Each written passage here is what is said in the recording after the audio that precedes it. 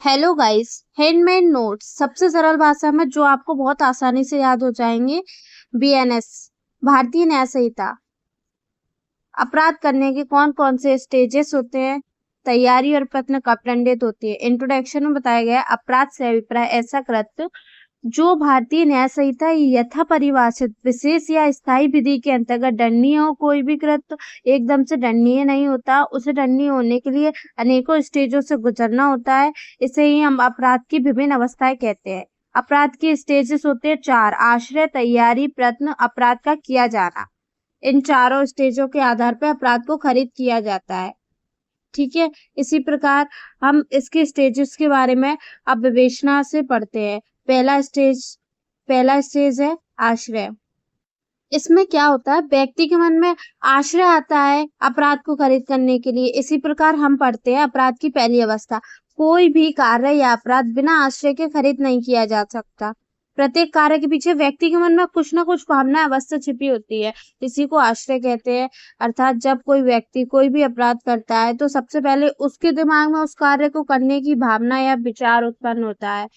आश्रय में यही तो चीज होती है, क्योंकि व्यक्ति होता है, कोई भी नॉर्मल पर्सन है, उसके मन में अपराध को खरीद करने के लिए जब आश्रय आता है या कोई भी विचार आता है तो वो उस प्रकार अपराध को खरीद करने के बारे में सोचता है, आश्रय बनाता है कि मैं ये अपराध करूंगा, इस तरीके से करूंगा। तो उसके माइंड में थॉट्स आते हैं काफी सारे अपराध को खरीद करने के लिए। फिर वो उस कार्य को करने के आश्रय से जब मन में सोचता है, उसी को कहते हैं अपराध का खरीद किया जाना। अब इसी प्रकार क्या होता है, काफी लोग होते हैं जो मन में अपराध को खरीद करने के लिए काफी सारी नेगेटिविटी सोच लेते हैं, बहुत सारी चीजों, बहुत अंतर लेवल तक।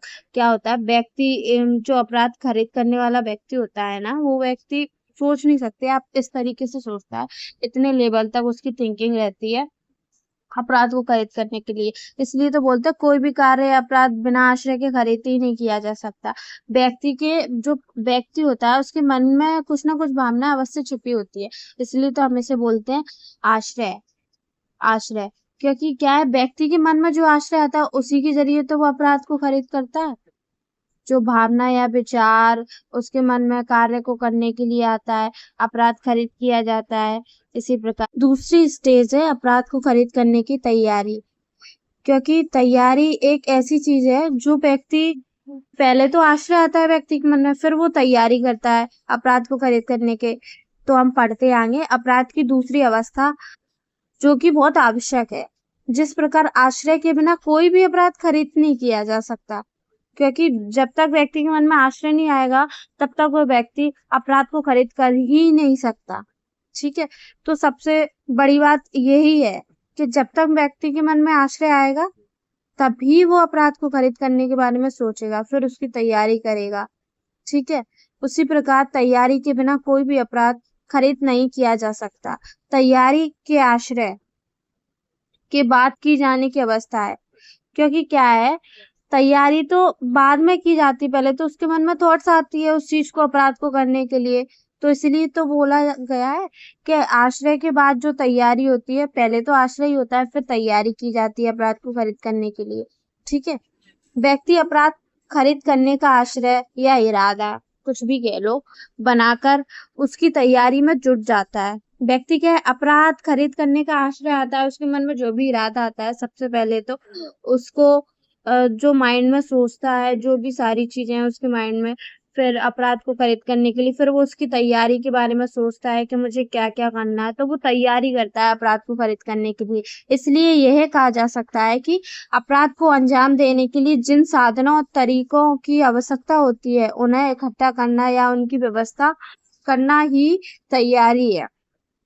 अब जैसे कि इसने कहा, देखो, इसलिए तो कहा जा सकता है कि अपराध को अंजाम देने के लिए जिन साधनों और तैयारियों की आवश्यकता होती है। अब जो अपराध को खरीद करेगा, जो उसको हथियार चाहिए होगा या साधन चाहिए होंगे, कोई से भी उसको साधन कह लो, हथियार कह लो, कुछ भी, और जो भी उसको अपराध के लिए तैयारी करता है, आवश्यक होंगी, वो सब वो करता है।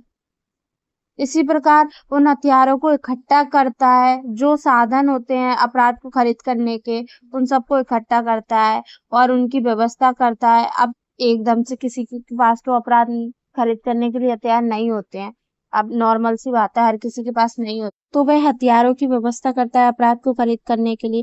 इसी प्रकार तीसरी स्टेज प्रयत्न, प्रयत्न जिसे प्रयास भी कहा जा सकता है, अपराध की तीसरी अवस्था है। यह एक महत्वपूर्ण अवस्था है और इसे दंडनीय अपराध भी माना गया है। आश्रय एवं तैयारी से व्यक्ति अपराध करने के लिए उत्प्रेरित होता है। वह प्रयत्न है जो अपराध को पूर्णता की ओर ले जाता है। अब उसका ये कहना है, जो कि प्रयत्न है जिसे प्रयास कहा जाता है, प्रयत्न मतलब प्रयास ही होता है कि वो प्रयत्न करता है अपराध को करने का। ठीक है, अब देखना, पहला आश्रय हो गया, दूसरा तैयारी है, उसके माइंड में पहले आश्रय आएगा, फिर वो तैयारी करता है, फिर वो तैयारी के बाद उस अपराध को खरीद करने की प्रयत्न करता है, मतलब प्रयास करता है। ठीक है, अब जो प्रयास करेगा वो दंडनीय अपराध होगा, क्योंकि अभी तक क्या है, वो सोच रहा था, फिर उसने तैयारी की। एक तरीके से तैयारी भी अपराध होता है। अब जैसे कि अब वो तैयारी करने के बाद अपराध खरीद कर देता है, प्रयास कर लेता है उसको करने का, तो वो क्या दंडनीय अपराध होता है। ठीक है, अब आश्रय एवं तैयारी से व्यक्ति अपराध खरीद करने के लिए उत्प्रेरित होता है, वह प्रयत्नी होता है जो अपराध को पूर्णता की ओर ले जाता है, क्योंकि वो क्या है, आश्रय और तैयारी के बाद प्रयत्न करता है, तो वो प्रयत्न करता है, वो अपराध को पूर्णता की ओर ले जाता है। चौथा स्टेज है इसका, अपराध का किया जाना। यह अपराध का अंतिम चरण होता है, जब व्यक्ति अपराध को सफलतापूर्वक अंजाम देता है, क्योंकि क्या है, अंतिम चरण है आश्रय, तैयारी और प्रयत्न और अपराध का कर देना।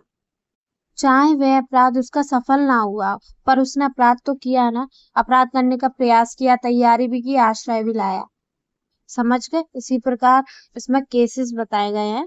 इसमें पहला केस है अभयानंद वनम स्टेट 1961। दूसरा केस है अमन कुमार वनम स्टेट ऑफ हरियाणा 2004। तीसरा केस है प्रतिमा रानी वनम सूरज कुमार। ये अपराध से रिलेटेड केसेस है तीनों। इसमें अब बताया गया है तैयारी कब दंडित होती है, मतलब जो अपराध करने की तैयारी की जाती है उसमें क्या क्या दंड होता है। हालांकि तैयारी आमतौर पर दंडनीय नहीं है, कुछ विशेष परिस्थितियों में इसे दंडनीय माना गया है। जब तैयारी किसी ऐसे अपराध के लिए हो जो गंभीर हो, जैसे कि हत्या, डकैती, आतंकवाद। जब तैयारी में कोई ऐसा कार्य शामिल हो जो स्वयं में एक अपराध हो, जैसे कि हथियार जमा करना या विस्फोटक सामग्री का उत्पाद करना। तीसरा हो गया जब कानून विशेष रूप से तैयारी को दंडनीय बनाता है। उदाहरण के लिए, यदि कोई व्यक्ति किसी को मारने के लिए हथियार जमा करता है तो यह तैयारी की अवस्था है और आमतौर पर दंडनीय नहीं है, लेकिन यदि वह हथियार किसी आतंकवादी गतिविधि के लिए जमा कर रहा है तो यह तैयारी की अवस्था में भी दंडनीय हो सकता है। इसलिए तैयारी की अवस्था में किया गया कार्य हमेशा दंडनीय नहीं होता, लेकिन कुछ विशेष परिस्थितियों में दंडनीय हो सकता है। जो तैयारी होती है वो हमेशा दंडनीय नहीं होता, कुछ कुछ स्टेजों में वो दंडनीय होता है। जैसे कि आप ये मान लो, उसने हथियार जमा किया पर वो दंडनीय नहीं है, हथियार जमा करना दंडनीय नहीं, पर वो ऐसे काम के लिए कर रहा है, आतंकी गतिविधियों के लिए जमा कर रहा है हथियार को। अब जैसे आतंकी गतिविधियां, आप तो जानते ही आतंकी गतिविधियों के बारे में। और एक चीज और, भारतीय न्याय संहिता 2023 के अंतर्गत तैयारी को दंडनीय अपराध माना गया है, जैसे कि पहला, भारत सरकार के विरुद्ध युद्ध करने की तैयारी, भारत सरकार के साथ शांतिपूर्ण संबंध बनाए रखने वाले राष्ट्र के साथ लूटपाट करने की तैयारी, डकैती करने की तैयारी। अब जैसे कि मैं आपको उदाहरण बताती हूँ, का खाकी हत्या करना चाहता है और इसी आश्रय से का क्या करता है, विष की व्यवस्था करता है।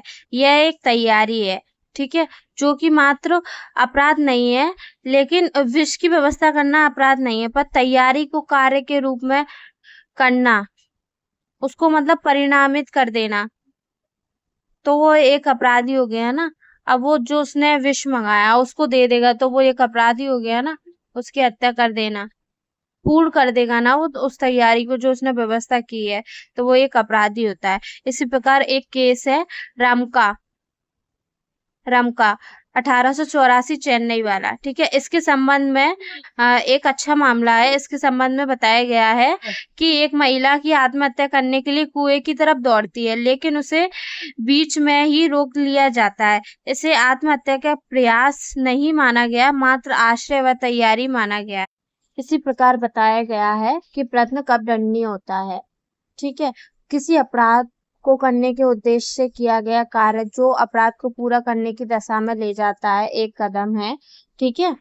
अब धारा 62 में बीएनएसएस में यह स्पष्ट रूप से कहा गया है कि यदि कोई व्यक्ति किसी ऐसे अपराध का प्रयास करता है जो आजीवन कारावास या कारावास से दंडनीय हो, मतलब ऐसा कोई भी अपराध करता है जैसे कि हत्या कर देना किसी व्यक्ति की, जो कि आजीवन कारावास से भी दंडित हो सकती है, ठीक है। तो उसे अपराध करने के निर्धारित दंड का आधा दंड दिया जाएगा, ठीक है। अब जो क्या है, भारतीय न्याय संहिता में प्रयत्नों के लिए दंडनीय अपराध माना गया है। अब जैसे कि भारत सरकार के विरुद्ध युद्ध करने का प्रयत्न करना, किसी अपराधी को दंड से बचाने के लिए, ठीक है, हत्या करने का प्रयत्न करना, आपराधिक मानव वध करने का प्रयत्न करना, आत्महत्या करने का प्रयत्न करना, लूट या डकैती का प्रयत्न करना। इसके अलावा भारतीय न्याय संहिता में भी धारा 62 के अंतर्गत दंडनीय अपराध माना गया। इस प्रकार कहा जा सकता है कि प्रयत्न करना भी दंडनीय अपराध हो सकता है। और आप लोग कमेंट में जरूर बताना मेरी वीडियो आप लोगों को कैसी लगी। लाइक एंड कमेंट शेयर जरूर कीजिए मेरे वीडियो को, और मेरे चैनल को सपोर्ट कीजिए। ये मेरी फर्स्ट वीडियो, साथ ही मेरी वीडियो को बहुत सारा प्यार दीजिए और मेरे चैनल को सपोर्ट कीजिए।